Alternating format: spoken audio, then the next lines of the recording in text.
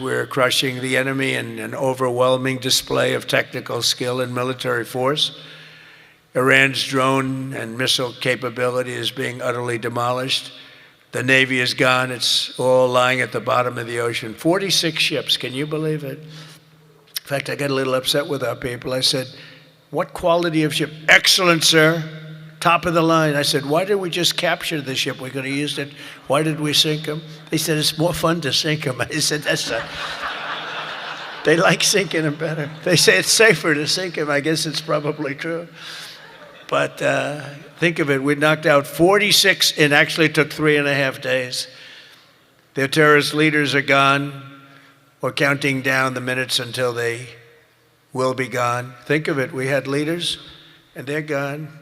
Then we had new leaders, and they're gone. And now nobody has any idea who the people are that are going to be the head of the country, and will not relent until the enemy is totally and decisively defeated. On the very first day I came down the escalator in 2015, I said, quote, I will stop Iran from getting nuclear weapons, and all I'm doing is keeping my promise. Think of that. That was in 2015. I said it. It was a threat then and a much bigger threat now, but no longer a threat, not for a long time anyway. We want to keep it that way as we're achieving major strides toward completing our military objective. And some people could say they're pretty well complete. We've wiped every single force in Iran out very completely. Most of Iran's naval power has been sunk. It's on the bottom of the sea. It's almost 50 ships. I was just notified it's 51 ships. I didn't know they had that many. Didn't last very long.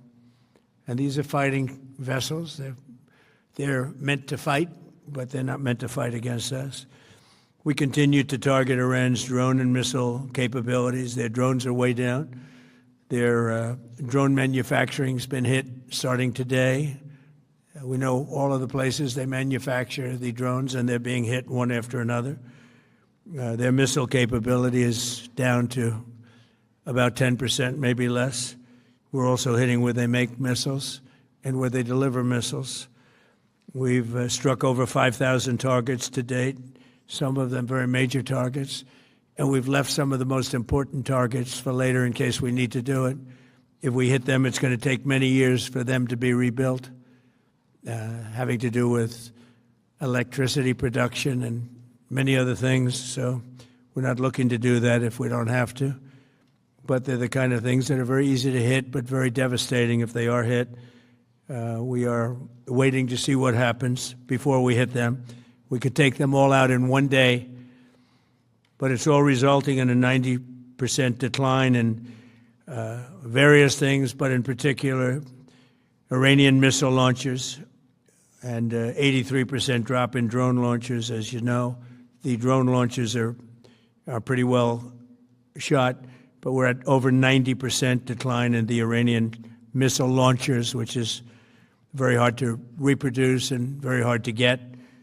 And usually what we were able to do through great equipment, a lot of smart people, as soon as they sent a missile up from a launcher, we were able to knock out that launcher within a period of 5 minutes or less, accurately right on the noggin.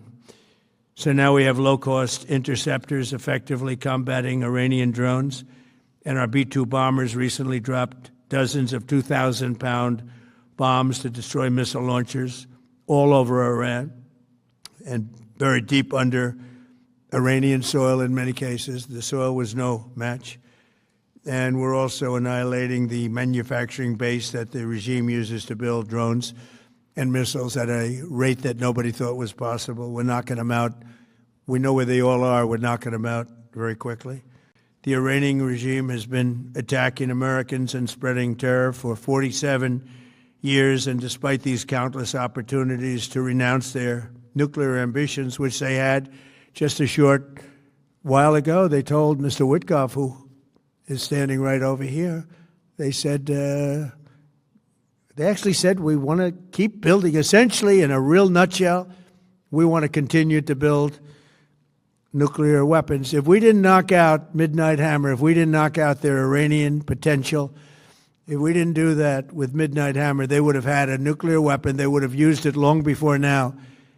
And at a minimum, Israel would have been annihilated. I was very lucky that we had the courage to do that we had the talented pilots and the great equipment. The B-2 bombers are unbelievable. We ordered 25 more, by the way. The newer, better version. It's... We have the greatest military in the world. We have the greatest equipment in the world by far. You see that no matter where we go. You still need the people, though, to operate it and to use it. And those are the people that we cherish. Even after we obliterated their key nuclear sites in Operation Midnight Hammer, they never negotiated in good faith. They still continued to say, we want to build nuclear. We want enrichment at levels that were unacceptable. And they even turned down an offer for unlimited free nuclear fuel forever for civilian purposes. We had people offering them free nuclear fuel. They weren't interested in that because they wanted to build a nuclear weapon. So instead, the regime was trying to reconstitute its weapons program at a different site. They couldn't go back to where they were, the 3 sites that we obliterated.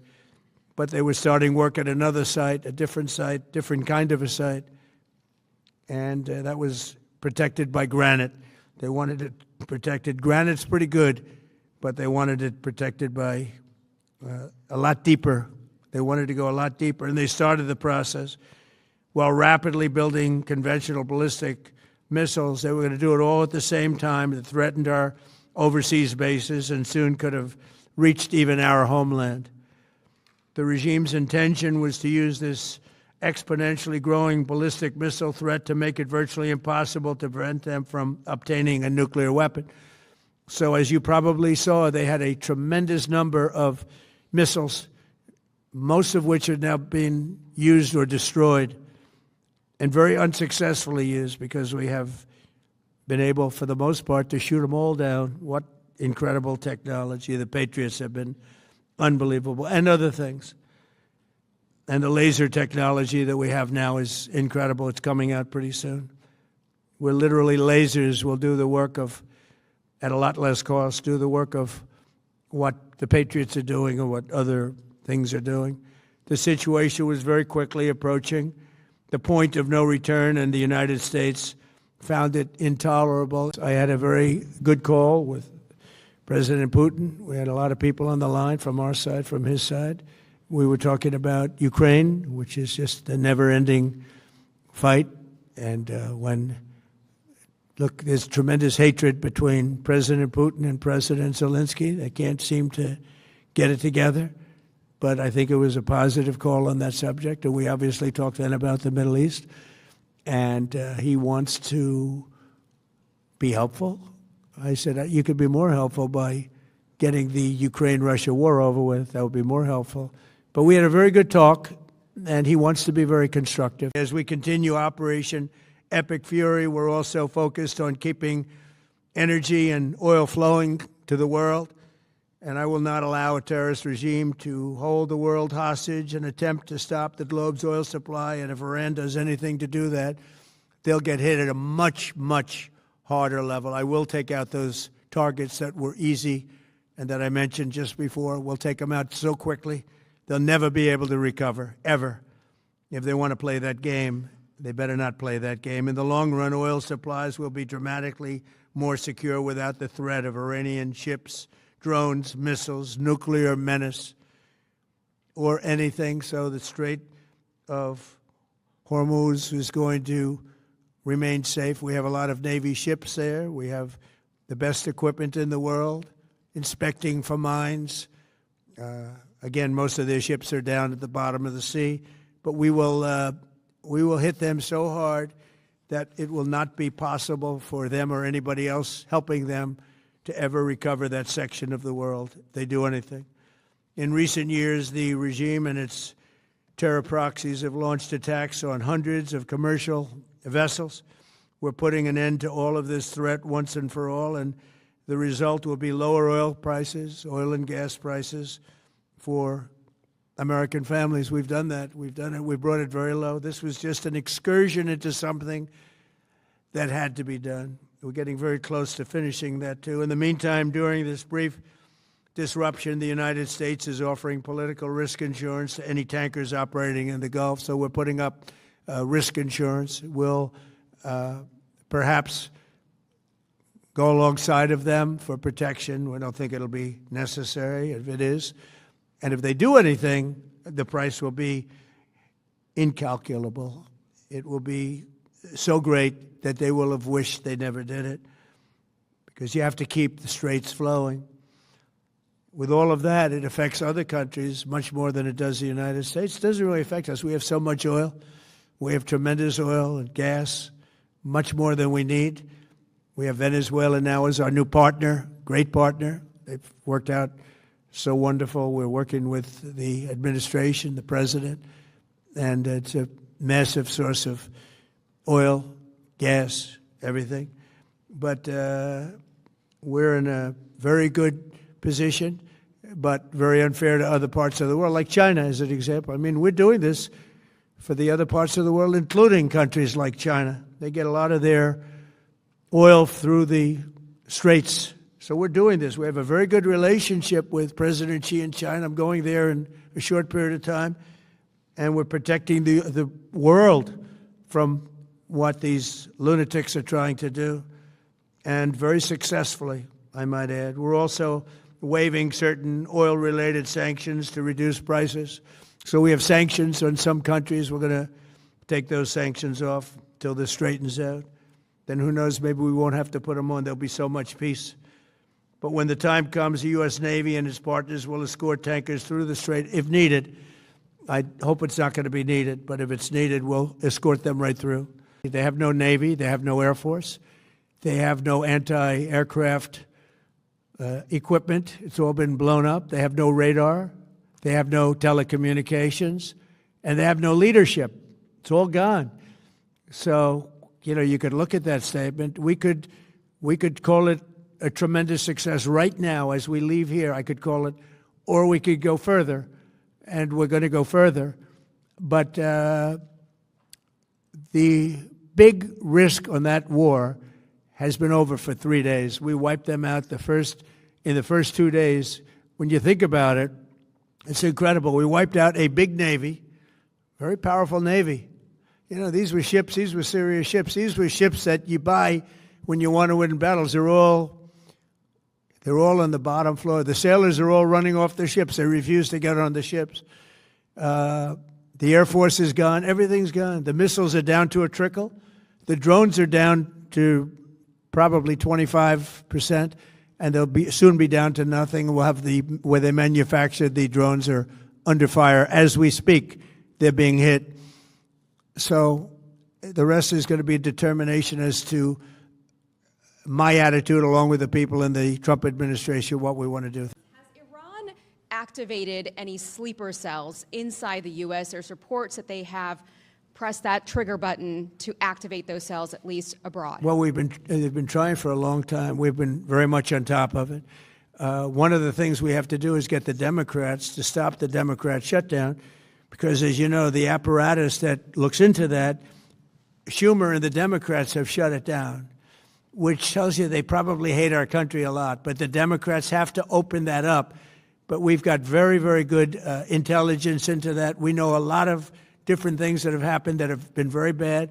A lot of them came in during the Biden open border period, but we have them under, we've got them, we're watching every single one of them. Yeah, we know a lot about them. The biggest problem we have is the Democrat shutdown. We know a lot about them, but the shutdown doesn't allow us to do what we have to do. You said earlier that we've already won in many ways, but we haven't won enough. What do you consider enough? What's your baseline? Where they're not going to be starting the following day to develop a nuclear weapon. Where they'll look at that man and some other people from the administration and say, all right, we're not going to do it. They were not willing to say that. And when Steve called up and he said that to me, I said, well, here we go. Let's do it the hard way. But the hard way, I think, is probably the easy way. When basically I can see that they will no longer have any capacity whatsoever for a very long period of time of developing weaponry that could be used against the United States, Israel, or any of our allies. We have great allies in the Middle East, great countries that are allies. And they were staying out of it until they got hit. Someday they'll have to do a story. Why did he do that? Why did they do that? But they were going to hit them. If I didn't hit them first, they were going to hit our allies first. I believe, upon information and belief, but I believe that he was going to, they were going to take over the Middle East. They were looking to take over the Middle East. Now, had Operation Midnight Hammer not taken place, that was definite, because they would have had a nuclear weapon within a matter of weeks. But that took place. That was a setback. But look at the number of missiles they were able to buy and make over the last 6 months. And those missiles were aimed at various countries. And when you look at over 1,000 missiles shot at like UAE, they were looking to take over the Middle East. We got there first. We're lucky. I'll tell you what, the Middle East and those countries, very rich countries, are very lucky that I was president instead of somebody else.